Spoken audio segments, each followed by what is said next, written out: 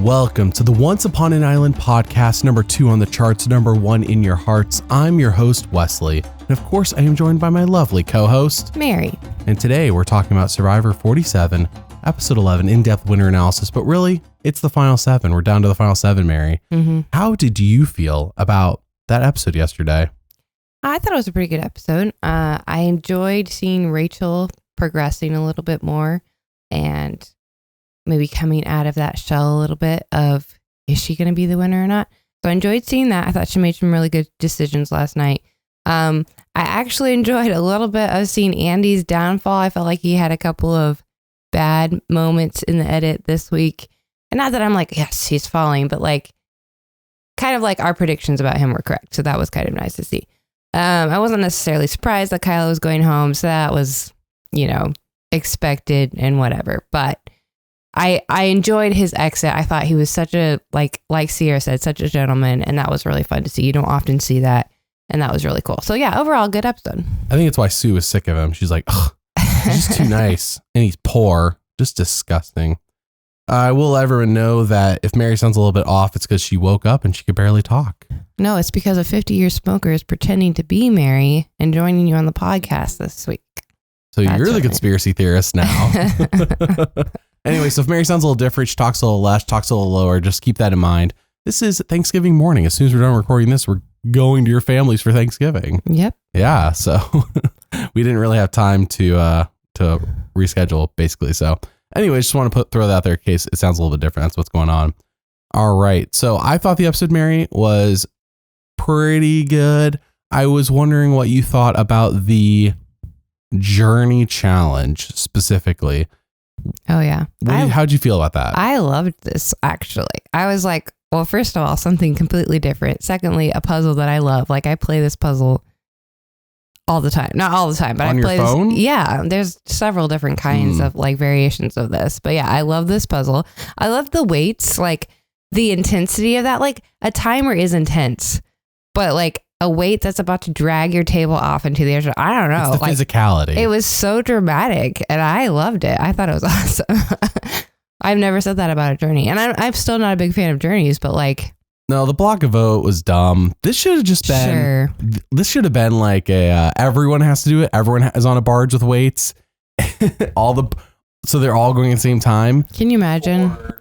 For a reward or immunity. And then that would fulfill Jeff of like, oh, good, the challenge didn't last longer than like 2 minutes. Oh, yeah. Goodness. I mean, it's true. But like at the same time, like, can you imagine 7 or even 6 if they wait till final 6 tables like at the bottom of the ocean? I wonder if they have to clean that up. Like, I feel like that's, I don't know, littering. Logistically, I don't think they would ever do this to multiple people though. Cause like, what if they all didn't start at the same time and it needs to be synchronized. Mm-hmm. And that's why they would never do this. That would be easy. You would think. Yeah, you would think that'd be easy, but I don't know. I liked that it was different. Now, question, how would you feel, Mary, if, let's say she was still working on the puzzle, Rachel was, and she was working on a ball, and she was grabbing a ball, and right as she was grabbing the ball, the table was whipped into the ocean, and Rachel was whipped into the ocean with it because she was hanging onto a ball. I wondered about that. Not that she would fall in the ocean, but like there's potential for serious injury there. There's potential for serious comedy there. There'd have to be something like at this point of the rope, producer would yell back or something, you know what I mean? Like, or done. I don't know. You think there's a precaution there we didn't know about? I'm sure there's a precaution. I was just like, man, what if she's like grabbing a ball, that thing gets whipped into the ocean and Rachel just hangs on for dear life, like a fight or flight kind of thing. That'd be interesting. That would have been pretty funny. Well, anyways, we're going to go talk about everybody in alphabetical order. We will discuss the confessionals that each of them have, which is in the top right-hand corner. That's what that chart is. I get asked every week, Mary, about that. I will try to tone down the amount I talk about the conspiracy theories. It does not mean I think any less of them. It does not mean that affects my ranking any less. Just want to throw that out there.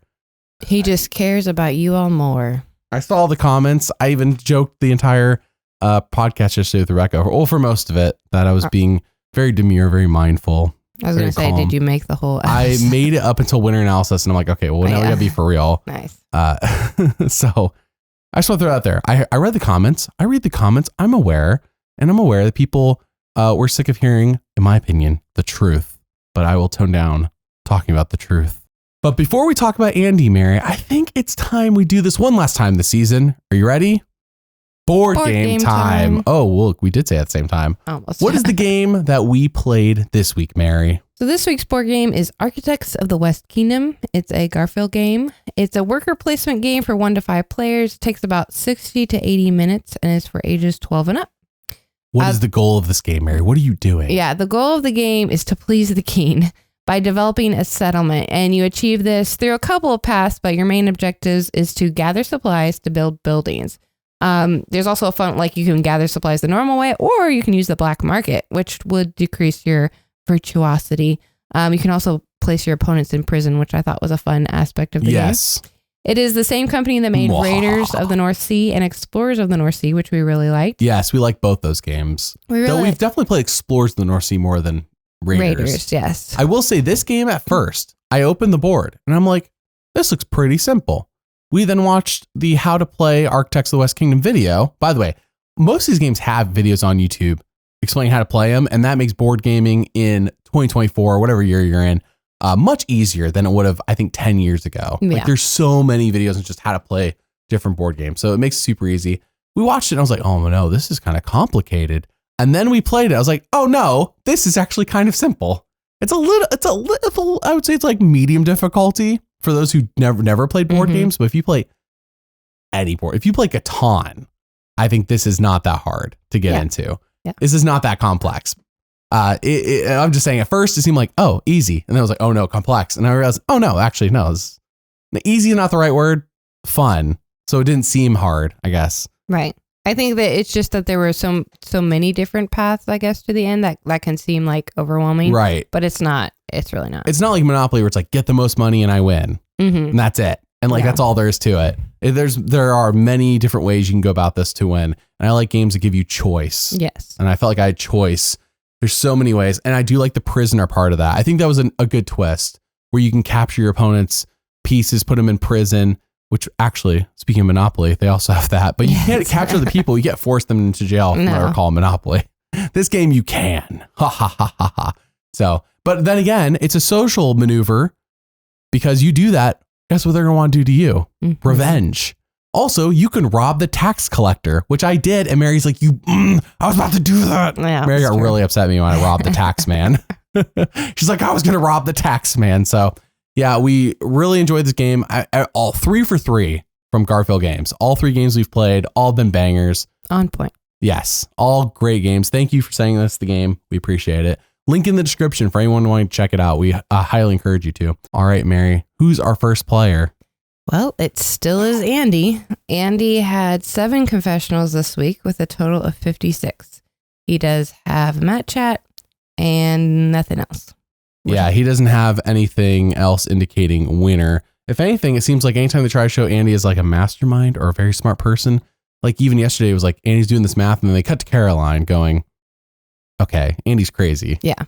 Yeah, I think this episode was finally like, they've been building him up and I like to see characters grow on the show. And I know this show also likes to show people growing on the show because it's good for the show. Like, come to Survivor as a weak emotional player who just sits on the couch, who just sits and develop into the true person you're supposed to be. So like they like seeing Andy's growth and development, but we've said this whole time there's only so much growth you can do in 26 days or however long you make it. It's been 19 days at this point. Exactly. And supposedly on day 3 was his flip out day, so 16 days. Right.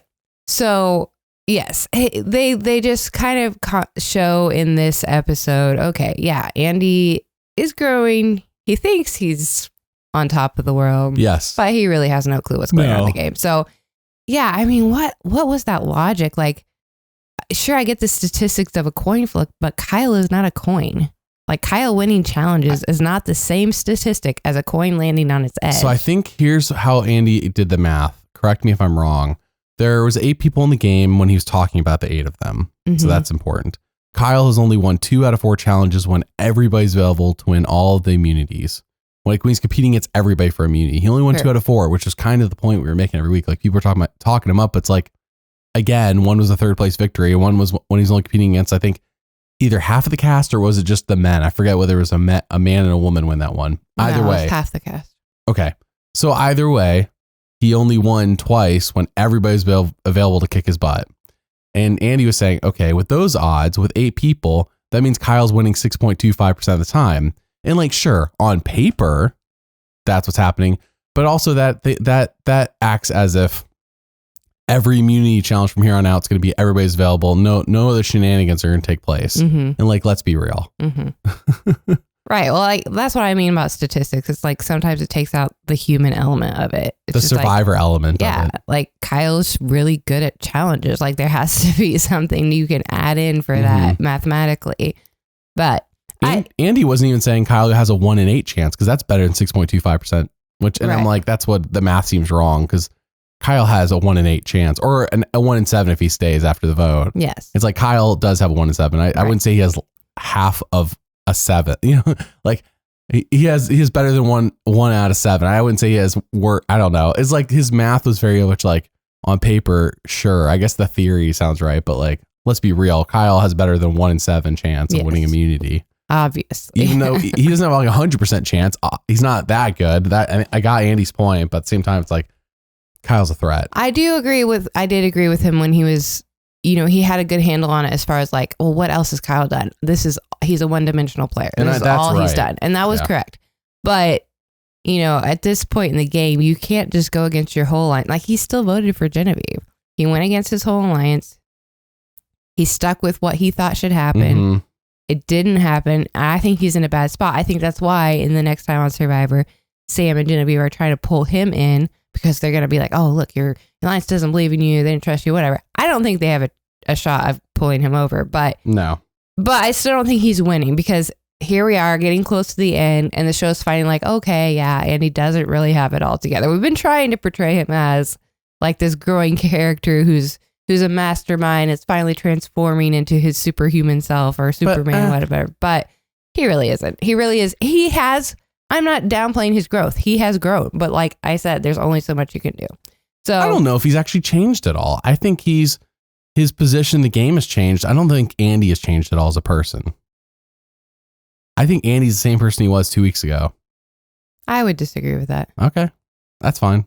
Because bad things have happened to him and he hasn't just lost it emotionally on the beach. Andy, can he sit? And we are at the final 7. What 2 people can he sit next to and win the game with certainty? Only Sue. That's the only person I can think of. What about Sue and Caroline? No. Do you think Caroline beats Andy? Yeah, I do. Yeah, I'm not sure what final 3 situation Andy's looking at here where he wins. He's in the alliance of all women. Minus Genevieve. What about Genevieve? Why about Genevieve? How about Genevieve? Genevieve's not in that line. So it's 4 women plus him. But then next time at Survivor, it's really the 4 women. Right. Andy is the plus. Andy is the extra. And they reach final 5. Andy's gone. Yeah. That's how it's looking at the moment. Yes. Barring Andy winning immunity. That's if things play out exactly as. And at this point, final 7, I don't see why they couldn't go 2 votes getting rid of Sam and Genevieve. They should. Unless they win immunity. Obviously, with Kyle gone, I guess it is a better opportunity now. But those who have won immunity, Gabe is gone. Who won this week? Rachel. Okay, Rachel's not going anywhere. Yeah, it's like, I don't know. Who else is really a threat to win immunities? Sam, they keep projecting Sam as some sort of threat. It's like, he's never been close. Bruh, he's not close. He doesn't even. I don't think Sam's sandbagging either. He would have won this week if he could have.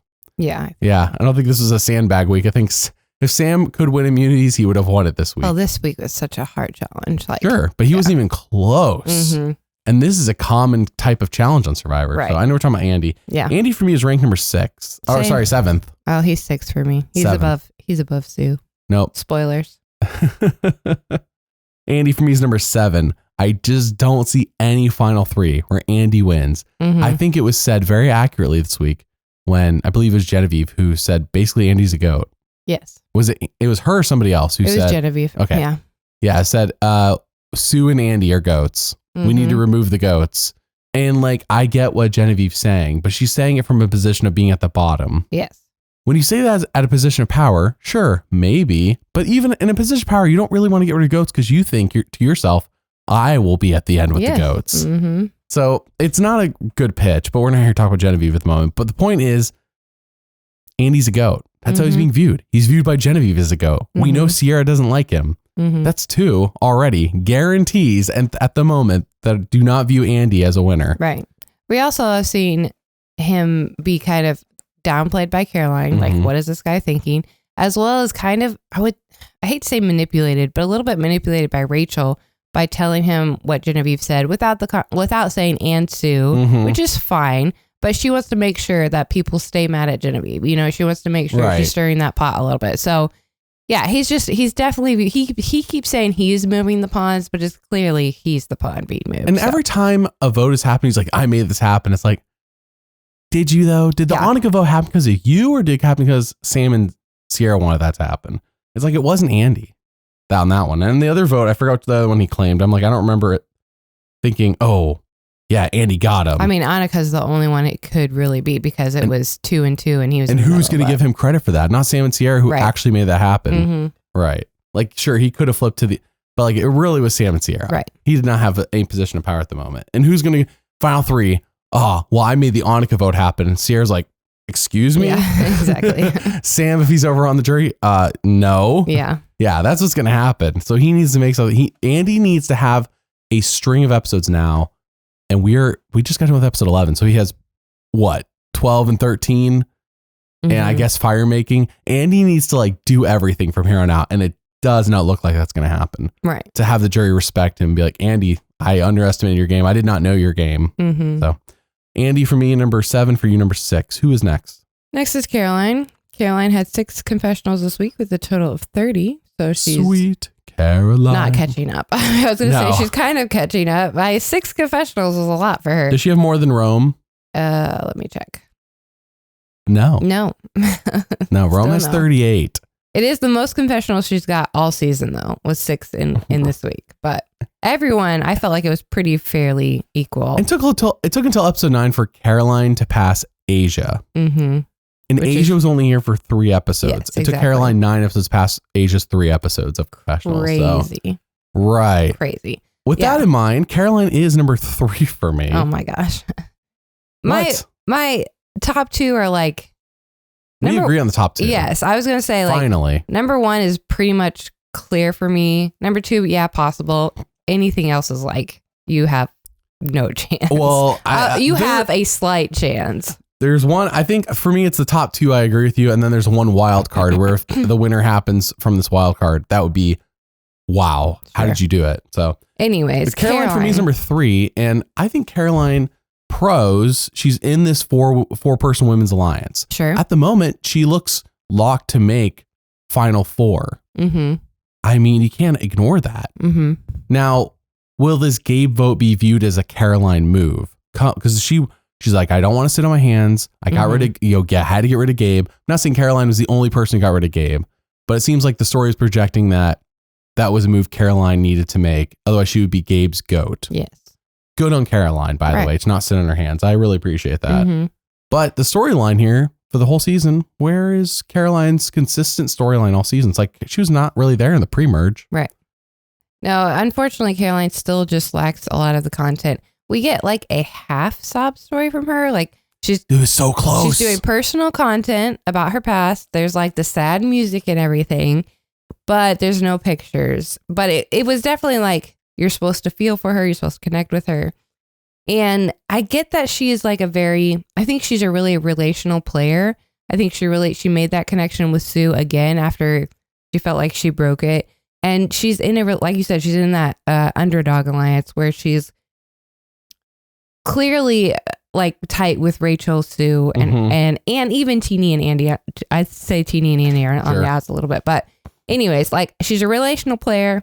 She knows strategically what she needs to do. I think it was good for her to stick with Gabe for as long as she did, but then cut him when she needed to. The problem is everyone else wanted to cut Gabe too at that point. So it wasn't like it was her move. Like you said, it was just her doing what was best for her game, but unfortunately it was best for everyone's game. So she's not going to be able to claim that as a move. She just otherwise doesn't really have any moves right now.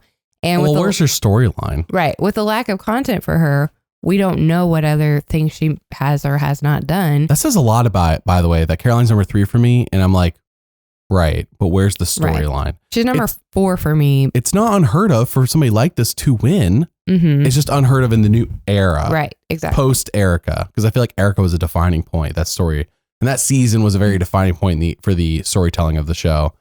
Because you notice how they went from, they would go back in the day skunking multiple people an episode multiple times in a row to now it's like, we're sitting here talking about, oh my gosh, people have a skunked episode. Right. Oh like, no. Like it's out of the ordinary where it was ordinary before. Right. So Caroline's never been skunked. She has that overhead shot in the theme song where you could be overlooking her, which we cannot throw away. Definitely not. And they do make sure to let you know that she's smart. Like as far as a lot of her confessionals are about the strategy. She undercut Andy. She undercut Andy. She said she's glad that Rachel had that advantage because then Rachel's more of a threat, which is true. Felt more like I really like Rachel. Same when Teeny said I also like Rachel right after that. It felt more like a Rachel focused part of the episode. I disagree. I mean, I think she's like, yeah, I'm glad Rachel got it because she's going to be more of a threat. She has a big target on her back now. Yeah. That's what I got out of it. Oh, well, then you need to remove that threat.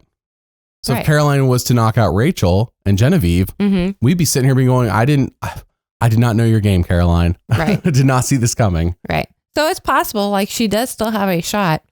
Just her lack of content in the new era, it's not really a great indicator. So she's 4th for me. If she wins, we will complain about how the story did not do her justice. Yes. That's where I feel. That's what I'm feeling. She's not disqualified by any means. Everything lines up still. She does need a sob story with pictures. But if she wins, then that means they've changed the rules. Right. Which, the rules can change. It's up to the editors. They make the rules. I don't make them. I just try to find patterns in the rules. But yes, if Caroline wins, it'll be like, okay, I see that, but like you guys could have done a better job telling the story. Like why was the pre-merge so focused on Gabe and Sue? Agreed. And like, sure, build up Gabe, but also like who the flip is Caroline if you're going to have her knock out Gabe and that be, the story. So anyways, Caroline, I'm feeling pretty good about, but I'm not feeling like definitely a winner. Right. So we'll see. Maybe they're building up other people so Caroline can knock them down. It's possible. That's what Caroline needs. She needs to knock out people who we view as threats, like Rachel. I don't know though. Genevieve at this point, if Caroline knocks out Genevieve, it would have been impressive 2 episodes ago, but like Genevieve's kind of like a nobody now. Oh yeah. She's just a name. She's like a has-been, which is so weird to say. Yeah, it is. It is weird, but it explains her edit, which we're about to talk to her about her next. Let's go to Genevieve then. What about Genevieve? So Genevieve, she had 3 confessionals this week with a total of 42. She has been skunked once.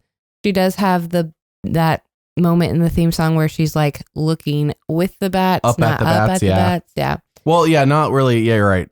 Right. I see what you're saying. Because Caroline's looking up at the bats. Asia was looking up at the bats. I forget who the third person was looking up at the bats in the beginning. I believe it was Annika, and she's gone as well. Yes. Caroline's the only one who's not gone out of those 3. And then, when we get to Genevieve's part in the theme song, she's not looking up at the bats like with her head cranked. It's more like she's looking slightly up and then shows all the bats flying above. And bats are like the theme animal of the season. Yeah. I almost said bird again. So we've talked about how she's lost her position. She seems to be just like a nobody in the game. Everyone says she's still a big threat, which I agree with because she is still playing. I mean, she's approaching Rachel on the beach saying, hey, what about this? She's connecting with the other underdogs as much as she can. She's trying to stay in the loop. What's going on? She's still thinking. She's still working. She's still strategizing. But like, she knows her time's come, I think. It's just clearly on her face, the tribal, even just throughout the game. She's so sad. And she's so like downtrodden about everything. And they keep emphasizing how she just doesn't make emotional connections. She doesn't make emotional connections. And right. They've made that storyline back-to-back weeks now. Yes. They even had flashbacks of the show of with Keyshawn. Telling her you betrayed me or whatever he said. So yeah, it's like, I'm not sure what the goal here is, except for, hey, if you don't make connections, you're going to be like Genevieve, I guess. You're going to lose. Right. But it does explain her lack of edit in the first few episodes, as far as like, she's not going to be, I don't think she's making the finale. And I think she's going to go pretty soon because she's made her a predictable boudoir. She's gone next week. Right. I feel like I'm going to put a bunch of votes on her. I finally got votes on Kyle. Anyway. I mean, same. Yeah. And fancy. I've been voting for him for like 3 weeks in a row. Anyways. Same. But yeah, I feel pretty good about her being the next boot. I do think that if miraculously, like she wins immunity and I don't know, something else miraculously happens. If she gets to the end, she has a better shot than some people because she has been playing the game. Like everyone knows she's been playing the game. Everyone calls her a threat. So in that aspect, yeah, if by some miracle she makes it to the finale, I think she has a really good shot. But the edit, how she's clearly on the bottom right now, I don't think she's going to make it. So if it wasn't for the skunked episode, I could totally see a Genevieve reviving herself. If Genevieve was to win out on immunities, I could see Genevieve maybe garnering some respect from the jury. I don't know if Genevieve wins the jury over. Like, who is Genevieve's ideal? We didn't talk about Caroline's. Very quickly, Caroline's ideal final three. I think Andy's one of them. Andy and Sue. Yeah. Yeah, for Caroline. What about Genevieve? What about Genevieve? First one's unintentional. Andy and Sue. Like, okay, Andy, Sue, Teeny. I think she could beat everybody she could beat out of the group at the moment. Andy, Sue, and Teeny. Teeny, you think it's beat? What about Sam? Does Genevieve beat Sam if they both reach final three somehow? And Rachel. It really depends on the jury, but I feel like Sam has more connections on the jury. We keep talking about connections, like as far as friendships and people who like He's him. The glue guy. I think Sam would get more votes. I don't think Sam has burned any bridges. Not extremely, no. No. Yeah, so I think Genevieve has hurt more people, has betrayed more people, has not connected with people enough. Yeah, she would need to sit next to Teeny because Teeny, I don't know. Teeny could change her mind and vote for Genevieve. Based on what we saw, like it didn't seem like, but like, and then this episode we saw them sitting in the hammock hugging. I don't know. I think Teeny needs to be on the jury for Genevieve. Yeah. I don't think that's going to happen, but I think that's what needs to happen for Genevieve. Right.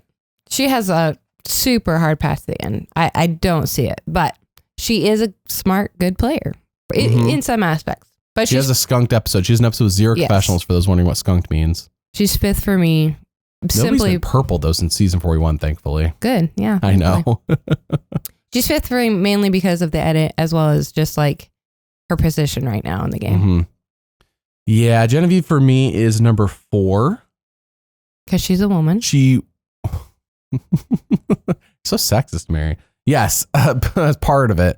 No, I have her. I mean, here's the thing. Even if let's say I didn't hard lock the women to be the top 5 because no man is winning, in my opinion, based on everything I've seen. Let's say that I didn't hard lock it. I still think I would have her at number 4. I don't think I could realistically put Sam or Andy above Genevieve at the moment. Sam's in an equally trash spot as her. And Andy, I don't think has respect to win. So like, sure. I mean, I would move my people below Genevieve, but I don't think I would move Genevieve up at all. I moved her down this week. I moved her down this week. Well, I moved her down too. She was number 3 prior, but now she's number 4. Sure. I mean, like if Genevieve wins, I see it. I see it. I will wonder why they gave her an episode of 0 confessionals. Yes. So let's see. Because we're, of course, having a 2-part finale this season with what I think theoretically will be the number 6 and number 5 going in episode 13. So if we get out of episode 13, Genevieve is still here at Final 4. We'll have a more serious discussion being like, okay, maybe Genevieve. What about Genevieve? Maybe Genevieve. What do I know? But I don't think Genevieve's making it to Final 4 at the moment. Right. I don't think so. Right. If next week she's not gone, I would be surprised. Right. All right. Who's next? Next is Rachel. What a jump. We got rid of Kyle, so now it's G to R. Yes. Rachel had 14 confessionals this week, but she has a total of 59. I guess holy cow. Still on the higher end of everyone. Holy cannoli. She has 59. That's a huge jump from last time. Did she clear the 40s, just jump straight from 30s to 40s? Well, she got 14 this episode. No. She went from 45 to 59 then. Yeah. Holy cannoli. All right. The only person with more, by the way, is Sam. If you look at the chart on the top right of YouTube with 66, Sam. But a lot of that was carried by Sam having a strong episode 2 and episode 9. I mean, Sam's been here all season, but he had a couple strong episodes. Rachel's been there the whole time, but this is her first double-digit confessional. Yes. This is definitely like I mean, she went on the journey. But I wonder how many are the journey. I wonder if you subtract the journey. Where she stands. I was, even during the episode, I'm like, man, this is a lot of content from Rachel. A lot of Rachel. Yes, it's a lot. Even with I understand, add like 4 or 5 for the journey. Maybe. So you're saying maybe she got 9 without the journey? Still pretty close to that double digits. Yeah. Right. She does have the block of vote advantage now, as well as her immunity idol, which They reminded us this episode she had it. I'm like, oh, it's being played? No. Nope. Reminded us that she and Sue still have it. It just exists. It exists. Like I said at the beginning of the episode, I feel like this was a really good episode for her. It opens with her going immediately to Sue after the tribal. I mean, there was stuff before that, but like for her first content. For her story. Yeah. She goes to Sue and is like, Sue, I am so sorry. People were just out for Chuku blood and I knew it couldn't be you. So I voted for Gabe. Like, I want to work with you. I like you. I couldn't sway the votes this time, but like she is immediately repairing her relationship with Sue right away as soon as tribal's over. I also thought it was interesting that right after the tribal where they voted off Gabe, everyone's like, oh, Kyle, I'm so sorry. I know that was hard for you. So sorry, Kyle, giving him hugs and everything. Nobody says a word to Caroline. Like Caroline also voted for Gabe. And nobody says a word to Sue. But Caroline wasn't Gabe's number one. Everyone knew Kyle was Gabe's number one. No, everyone knew that Caroline and Sue were Gabe's number one. Everyone knew Kyle and Gabe were kind of like going for each other eventually. I think that Kyle is just more expressive with his feelings. Sure. And let it be known that that was hurtful for him emotionally. And Caroline's not. She's like, yeah, that was a good move for me. Yay. Like Gabe's got it. Like, I don't think she was that emotional about it. Caroline just exudes positivity at all times, which many people have commented, by the way, Mary, that the way she acts is how you are taught to act in like business school. Cannot confirm. Did not go to business school. Maybe shocked to hear this. People at home are like, what? Sorry for your ears on that one. Yeah. Anyways. She's acting like apparently how they teach you at business school. But yeah, I've never seen Caroline really, even when she was talking through her sob story, they're like, not sobby enough, not sad enough. Yeah. She's still a bit too Caroline for me. Can't give her pictures. I meant to mention that on Caroline's section. We're talking about Rachel. But anyways, I thought that was interesting. Yeah. But yeah, Rachel is, as we're shown, the first one to approach Sue and try to repair that relationship there. Caroline waits till like the next day, which is fine. But I think that's important. The theme song indicates a woman's going to win. I thought you were only going to say it once. Per person. Oh, no. I've toned it down. You can admit I've toned it down. The woman standing in front of the 47 logo in the theme song indicates a woman's going to win. Sam nor Andy are going to win. I just want like backup proof. Like how many theme songs show a male in the episode before the logo and it's a male that won? It's a good question. I have not gone back and checked. I need the facts. thing is, the hints aren't the same every time in terms of who's going to win. Like the gold logo for Kenzie was a new one. But then if you look back in history for the name height, for example, which we haven't got to Teeny yet, so I didn't really want to get into this yet. Well, but we're here anyways. We're here anyways. Teeny's name being that high, is not as high as Dee's, and we'll talk about that when we get to Teeny section. But I didn't realize that like in Heroes versus Villains, everybody's name is in like the same two spots until you get to Sandra's, and Sandra's is way up top. Holy crap. How have I seen that season so many times? And I always skim the theme song though when I watch that one. Like I don't sit there and watch the theme song every time, except for when you and I did the rewatch like a year ago. That was the only time I watched the theme song. But I wasn't like sitting there looking at name heights because I wasn't thinking about it. And apparently in season 25 Philippines, Denise's name is the highest out of everybody's. But like talk about an inconsistent trend at that point. Like it's one of those things you wouldn't even realize till after the season's done. But this time they're doing, they have like a new thing every every season. At the moment, what is Rachel specifically? A woman's front of the logo? That's not really Rachel specific. Right. Whereas it's been Dee specific and Kenzie specific. And that's kind of does make me a little like Rachel's number one when we get to her. Are we on Rachel? We're on Rachel. Yeah, we're on Rachel. Sorry. We're on Rachel. She's number one for me. But it's like, there is just that little bit of like, okay, but where's her hint in the theme song? And they've done that the past few seasons. Where's her specific hint? Not just a woman's going to win. Right. Theme song aside, Rachel no such thing. had a really good episode this week. Like she's finally blossoming at the right spot. You want to make sure to come out and play hard at the right time. And she is. It seems like she's the one kind of leading the underdog alliance. It's clearly she's really tight with Sue and Caroline. They trust her. We talked about that, or maybe we didn't. But when she revealed the advantage to her, Sue was just like, oh my gosh, I trust you now. This is personal strategic information that I just know you trust me. I trust you. Caroline was also happy about it. She says because it increases Rachel's threat, but also just like they're clearly a tight group. I feel the same way about Rachel, Andy, and Teenie, because Teenie was like, I finally found my people I can trust, people who I can work with. And Andy, of course, and Rachel have had this back and forth, like, we're going to work together now, and they're finally working together. So, but she is the glue girl for that group. I think she's the one that brought them together. She's the one that holding them together. She's clearly in charge without being that much of a threat yet. Like, I feel like she will. But she's just still sweet Rachel, like, you know. No, but people like, it's funny because people are like, I like Rachel. I think Rachel is, I mean, Caroline literally referred to Rachel as some sort of threat. But at the same time, it's not enough of a threat because other threats have been established too. While they may not be bigger at the moment, they were bigger at one point, and that's still in people's brains because it's been like 2 days. Yes. You know, not enough time to really realize that Rachel's.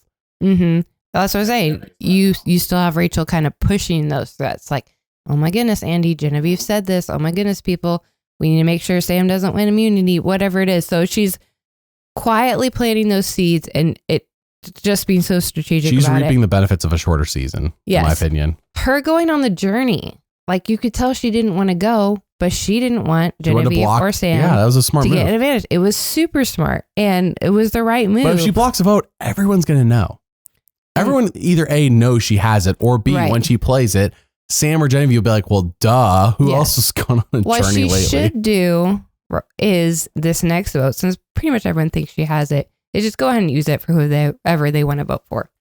That's really the best way. I agree. I think that's also why they left in that she said this block advantage could be like the death of me, or it could be, I forget what, it will help me win the game or be my demise. I feel like that's going to be important. If Rachel goes out, I think it's because of somebody's going to try and twist this advantage, be like, well, Rachel didn't tell you about the advantage or whatever it is. So I think it is going to be important. If Rachel gets voted off by somebody, that's the surprise of the century, and I think that person's probably winning. Like, let's say somebody charges that vote, leads that vote. If Teenie leads that vote, we'll be like, well, it was there the whole time. We kept overlooking, even though Teenie's been in our top 3 like all season. Somehow we did not think Teenie would be the one knocking out Rachel. I think we're currently being set up for a Teenie, Rachel final 3, and I don't know who the third person is. Andy, Caroline, Sue. I don't think Sam makes it, but Sam. Here's the thing. We haven't got Teenie yet. Here's the thing, though. I feel at the moment that's our Charlie Kenzie of the season. Yeah. But I don't think the vote's going to be as close as Charlie Kenzie. I don't think it's going to be 5-3-0. Right. I just, this episode, it was so good for Rachel. We even got like personal content after she won immunity, and Jeff's like, what were you thinking about? And she's like, I was thinking about my husband who's taught me how to be patient and all this stuff. Like, there's too much talking about everybody's feelings in this episode. Yes, leading up into the challenge, and then after the challenge, I'm like, oh my gosh, can we like limit this? I was really curious why we had the pre-immunity feeling chat. The only thing I could think of is like, they're just so proud of Andy and his growth, and he got to like recap what everyone was feeling at that moment. So I don't know. And he's like, I was here on this beach like 2 weeks ago. Yes. and here's the thing. We don't care about Andy in that way. It doesn't mean anything to me. I feel the show's a bit conflicted, or it's trying to tell, and as you said, an Andy growth arc, and it's like, but I don't care about Andy in that way. Right. So it's a bit strange to me. It's like when we watch 41 and Shan, when she gets voted off, it's like the most epic, solemn, sad music. Like, oh no, this is our fallen hero. Everyone was rooting for her. No, I was rooting for Shan to go. And when she went, that was the best episode of the season. Like, they built it up, in my opinion, for when Shan goes, it's going to be epic. And I agreed with that. But then the music was supposed to make you feel like, oh no, Shan's going, crap. I loved Shan so much. Right. Shan's my favorite player of all time. That's the music they played. Right. It was not what an epic blindside. Right. Yeah. Anyways, good episode for Rachel. She moved up to the number 1 spot for me. Finally. You see the light. I do like, we'll talk about team when we get there, but there's just, I do agree. If she gets taken out at this point, whoever takes her out will probably be the winner. Oh yeah. So, at this moment, at this point in time, Rachel is our kingpin. If she goes out, I see that person being propelled to the forefront. So if Genevieve were to knock her out, or Teenie were to knock her out, or somehow Sam pulled it off. Yeah. Is Sam our next player? Yes. Let's move on to Sam. Okay. Go ahead. So Sam had 4 confessionals this week. He has a total of 66, still the most in the game. Even with just 4 confessionals, he's just constantly there. Like with 66 confessionals, we know who Sam is. We know what he's going through. We know personal content about him. He likes pineapples now. Anyways, so he's still 3 for me because if for some crazy reason, wild card. He's the wild card. Exactly. He makes it to the end. I think he beats almost anybody he sits next to. Almost anybody. There's different possibilities. But the other thing is like every single tribal immunity, he speaks so well. Like he never says anything just where I'm like, man, Sam, should you have really said that? Like everyone else almost has had a moment where I'm like, man, that could have been said better, or you're going to make somebody mad or whatever. Sam constantly speaks really well at tribal. I think if he gets to the end, he can convince the jury. He's really likable. He's fun. He's been on the bottom since the merge, which people love a good underdog story. They do. That's true. Even though he's perceived as this big strategy threat and physical threat. He had a fall from Grace Mary and then he recovered. Right. Would be a storyline. It would be awesome. And in this week, I don't remember much of his content because he did only have 4 confessionals and so much was going on. But one thing that really stood out to me was that he said in the first half of the game, he was playing deceptive, manipulative, controlling, and then he had his fall. Sierra got voted out, and now he's playing a completely different game, and he's being honest. He said, who knew it would work so well to just be honest with people? Yeah. And I think that's something that is really true and also works for him in the spot that he is in. Being the underdog, you have to kind of be honest. You can't withhold any information. So he's still playing a great game. He's still keeping his threat level low, but also working out like all the possibilities. When he's sitting with Kyle and Genevieve. People would sense when you're not being honest with them too. Yes. Yeah. When he's sitting in the shelter with Kyle and Genevieve, he's like, who could we pull in? What do you think we can do? You know, he's not like just giving up. It almost feels like Genevieve's giving up in a way as far as her attitude. She's definitely feeling the pressure. Yes. Based on Next Time Survivor. Right. But Sam feeling the pressure is like, no, I'm actually motivated. Like it's more fun from people. Oh, I've got a fire under me now from Teenie and Sue. But like, okay, what have they done? Sam it does feel the fire, like legitimately feels the fire. It is now. Like Sam shifted into another gear in the game. So even though he's not accomplishing as much as he wants, right? You could actively see Sam's drive. His drive is intensified. Yes. His fight or flight is fight. Definitely fight. It's definitely fight.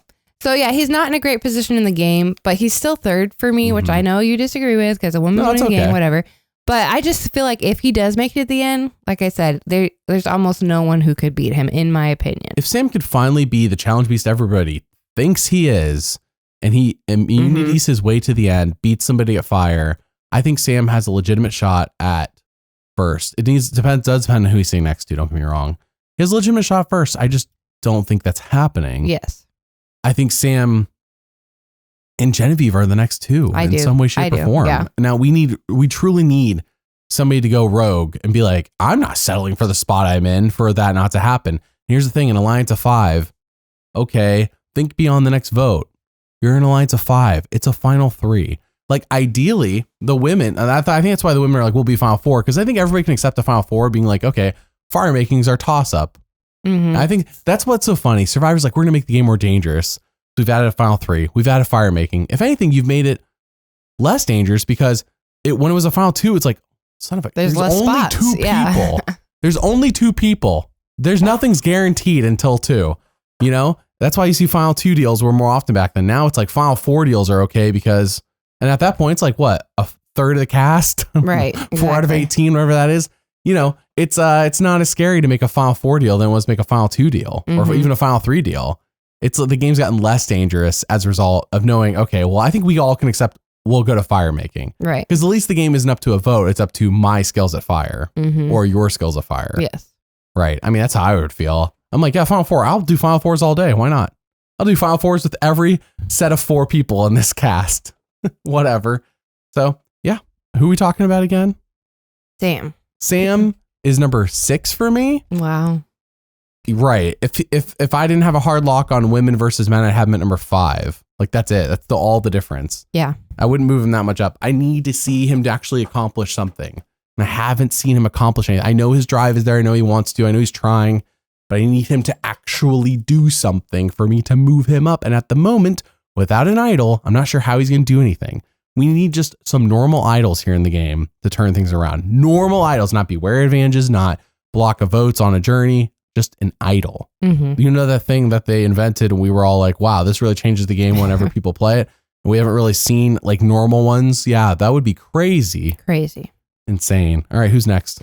Next is Sue. Sue had 6 confessionals this week. I think that's the most of hers. A total of 37. She does have an idol, and she has had a 0 confessional episode. Can you take me higher?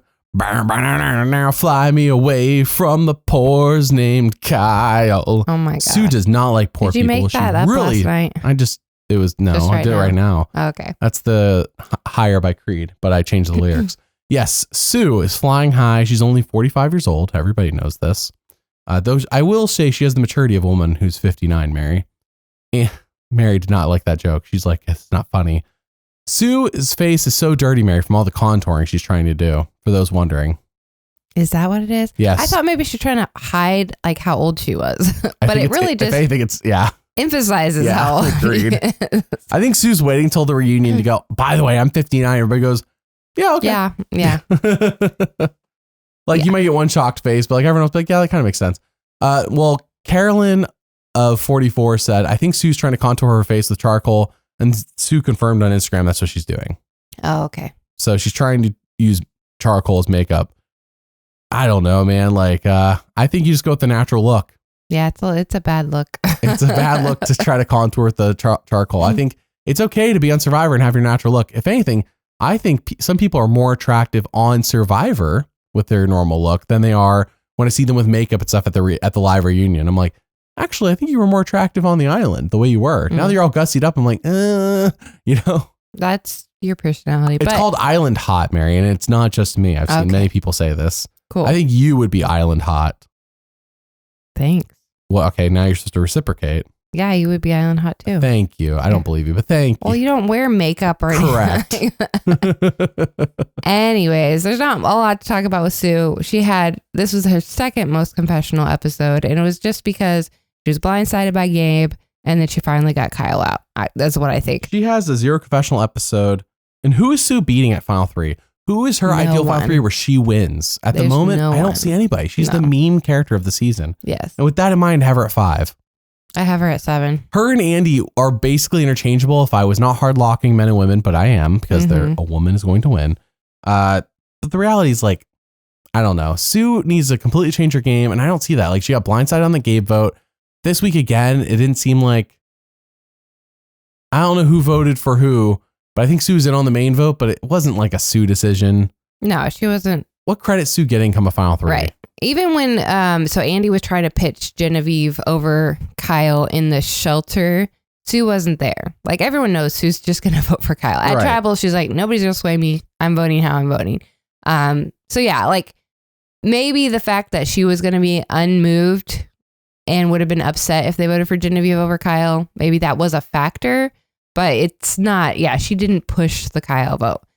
Everyone was on board for the Kyle vote. Yeah, and that's like her whole thing. This whole merge has been how much she doesn't like Kyle, and that's all we've heard from her. Like, we heard from her a little bit, again, pre-immunity. I'm so proud of myself for how far I've come. Right. And that's it. I am positive she's going to be Final 4, Final 3 go and get 0 votes. Like, that's just where we're at with Sue. Is there anything else to talk about with her? No, I think Sue is definitely a goat. I know Genevieve conveyed that Sue and Andy are goats, and Sue's the one goat who I think is just completely unaware of her real position in the game. I think she's probably delusional if she thinks she can win at this point. Whereas Andy is delusional that he can win. He's delusional that he's in charge of the game. Yes, he's delusional. Sue, I don't think is delusional, but if she is delusional, I don't know. It's a different kind of delusional is what I'm trying to say. If delusional is a strong word, but Andy has been conveyed as delusional, Sue's just conveyed as out of touch. Yes. Which is probably just a factor of age. Right. I don't know. Well, again, we're watching an edited show. Like, there's so much going on. I'm sure it's much more difficult to tell where you're at when you're actually there. But yeah, not much else to say. Okay, who's next then? Our last player is Teeny. Teeny. Teeny had 5 confessionals this week with a total of 50. Talked about her name is highest in the theme song. She's had a match chat. She's had a match chat, and she's had a sob story. Right. The only sob story that matters. with flashbacks and pictures, because everyone else that's had a quote unquote sob story is gone. Thanks to Real Team Wall for putting together the image that I have in Teeny's rotation here on in the podcast. If you look at the image, if you pause on it and take a look at it, you'll see that Dee's name is number 1. Hunter's name is number 9, because we're using the new era theme songs to come up with our scale, if you want to call it. Rome's name lines up perfectly with his spot of 13, because his name seemed a little bit out of place from everybody else's as well. We just didn't notice it because it was only slightly out of place. But Rome's name lines up with 13th, exactly his spot. So if Teeny's name is an indicator like everyone else's that we just talked about, those 3, using those 3, she ties for 2nd/3, meaning she goes to Final Tribal and whoever else is sitting there, somebody else wins. But whoever else she loses with gets the same number of votes as her, whether it's 1, 2, or even 0. That's kind of where Teeny's at. And I think that completely makes sense at the moment with everything we know, everything, the way things are going. She's in the Final 4. Who's getting rid of Teeny? What has Teeny done for anybody to target her? But the thing is, the show has put so much time and investment into making us care about Teeny. Yeah. That's why I've had her at number 1 this whole time, because of the edit. It's strictly the edit, which seems unfair to like Rachel. Or in Seems other unfair to almost everybody else. Why has Teeny gotten all this focus? But because she's had so much focus. I'm talking about like having her at number 1 seems unfair to everyone else. But no, I mean, there's nothing wrong with her being like the voice of the people. We have had the voice of the people lots. Like, right. We hear from her a lot. It's usually people who can be related to, who can express what's going on well, succinctly. Like there's nothing wrong with it, her being the voice of the people. It's just like with the other hints that we got, like the Matt chat, her name, all the other things. I'm like, well, Teeny has to win, right? Like there's something here that's going to make Teeny win. Right now, I don't see her really beating that many people. She hasn't done anything. She's been a follower the whole time. So unless she just makes some crazy out of the blue move, which I don't see really fits her personality right now, and gets out Rachel and gets out Sam, whatever, like I just don't see it. So I moved her down to 2, but like I can't ignore all the hints. If Teeny were to get rid of Rachel, she shoots up. She actually makes that move. Yeah, if she makes that move, but she's been saying this whole time how like she can't trust anyone and all her alliances turn on her and yada yada yada, and now she's finally found people she can trust. So if she does do that, we're gonna feel like, wait, Teeny's the betrayer now? Like I don't feel like that would be a good edit. It doesn't seem like her character arc. Right. Exactly. Right. So I moved her down to 2. I agree with you. Like just at this point in the game, I think she's just been the voice of the people with lots of red herrings. At the moment, Teeny reaches Final 3, and I think she gets Genevieve's vote. I think that's kind of what we're being set up for. Possibly. Genevieve's like, I don't emotionally connect with anybody, blah, blah, blah. But we actually keep seeing her connect with Teeny. We've seen them talk. We've seen them cuddling on the hammock or hugging on the hammock, whatever you want to call it in this episode. It's like, I could totally see Teeny going to Final 3 and getting her 1 vote from Genevieve. And that's how Teeny ties with another person in the Final 3. Possible. Right. If the theme song is to be believed, also just taking a look at the show, Mary, I feel like my conspiracy theories all season is kind of like that scene in Back to the Future, which I know you've seen. Rebecca, by the way, has never seen Back to the Future. What? I know. That's what I told her. She's also never seen Star Wars. It's kind of like when Marty McFly goes back in time, plays Johnny Be Good for everybody, and they don't really get it. And he's like, you don't get it, but your kids are going to love it. That's how I feel about the conspiracy theories. Like when I said them, you don't get it. But as we reach the end of the season, it don't make sense. It's not a 1-to-1 comparison, but it's a comparison most people can understand, I feel like. That's how I feel at the moment. I'm like, yeah, this is what I've been saying. Did I ever say Sierra was going to win? No, I would never say that. Never. I never went on that rabbit trail for like 3 weeks. No, that wasn't me. It was someone else. But anyways, Teeny, if she wins, she has to change something.